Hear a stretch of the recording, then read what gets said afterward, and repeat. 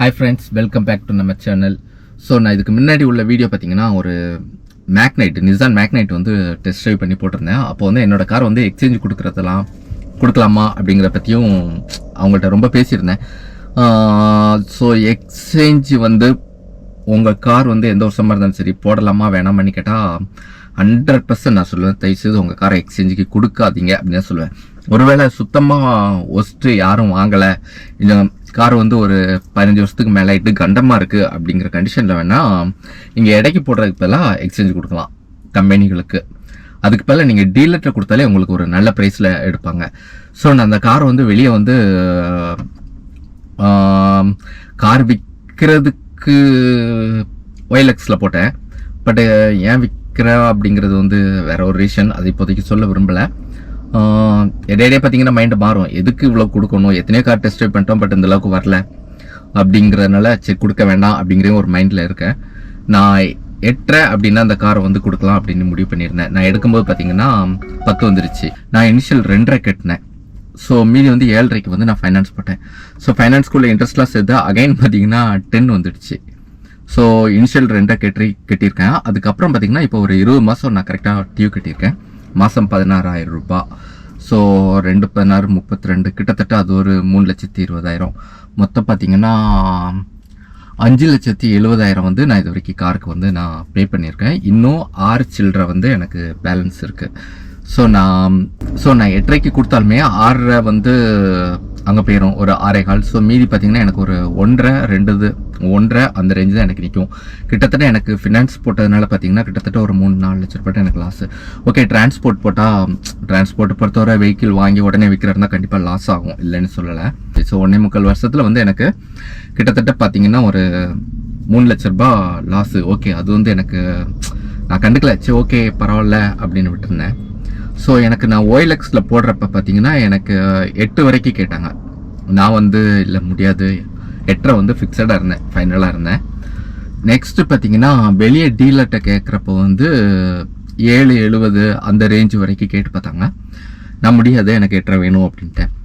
Okay, next வந்து சரி எக்ஸ்சேஞ்சில்னா பேப்பரில் பார்த்தீங்கன்னா நிசான் மேக்னைட்டுக்கு ஆஃபர் போட்டிருந்தோம். எக்ஸ்சேஞ்ச் வந்து மற்ற இடத்தோட நாங்கள் 60,000 எவ்வளோ ஆஃபர் தரோம் அப்படின்னாங்க. ஸோ அதனால தான் நான் மேக்னைட் சூஸ் பண்ணேன். சரி டெஸ்ட் ட்ரைவ் பண்ணிட்டு அப்படியே வேல்யூவேஷன் பண்ணிக்கோங்க காரை அப்படின்னு சொல்லி கொண்டு வந்து கொடுக்குறப்ப அவங்க கேட்ட ப்ரைஸ் பார்த்தீங்கன்னா ரொம்ப ஷாக்காக இருக்கும். வெறும் 5,10,000 ரூபாய்க்கு கேட்டாங்க. ஸோ எனக்கு காரு ஃபினான்ஸ் போட்டதுனால டோட்டல் வேல்யூ பார்த்தீங்கன்னா 12.5. இன்னும் பார்த்தீங்கன்னா 6 வந்து எனக்கு நான் ஃபினான்ஸ் வந்து நான் பே பண்ணி ஆகணும். ஆனால் இவங்க கேட்குறது பார்த்தீங்கன்னா 5-10.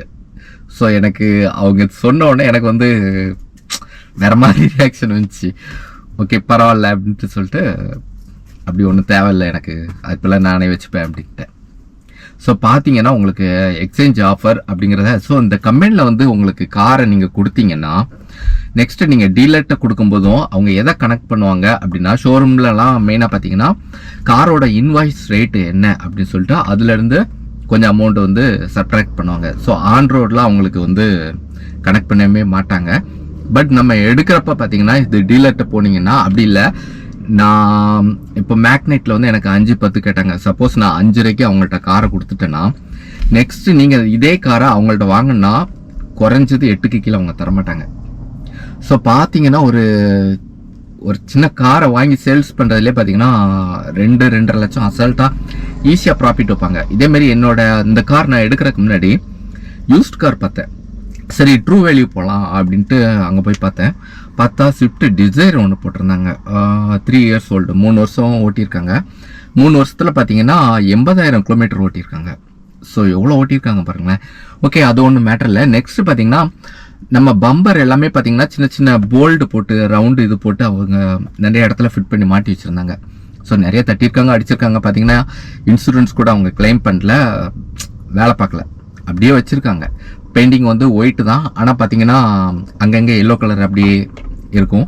கார் வந்து எடுத்தால் கிட்டத்தட்ட அதை சரி பண்ணுறதுக்கே பார்த்தீங்கன்னா 1 லட்சம் 1.5 லட்சம் ஆயிரும்.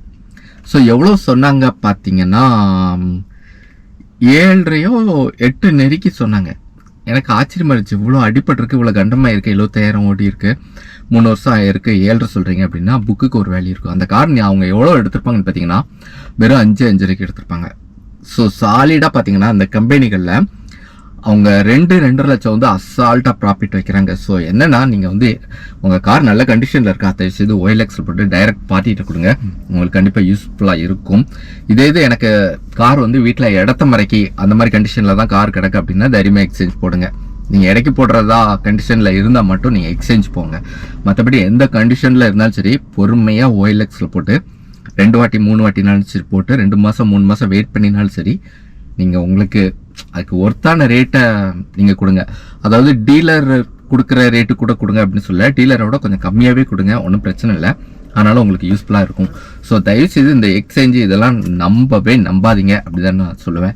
நெக்ஸ்ட் வந்து என்னோட காரை வந்து நான் விற்கணும் அப்படின்னு முடிவு பண்ணியிருந்தேன். அதுக்கப்புறம் பார்த்தீங்கன்னா மற்ற ஒரு சில காரை டெஸ்ட் ட்ரைவ் பண்ணிவிட்டு ஸோ நம்ம வந்து ஒரு பெட்டர் கார் வச்சுருக்கோம் அப்படின்னு ஃபீல் ஆச்சு. ஸோ அதனால் விற்கலை அப்படின்னு மூடாது.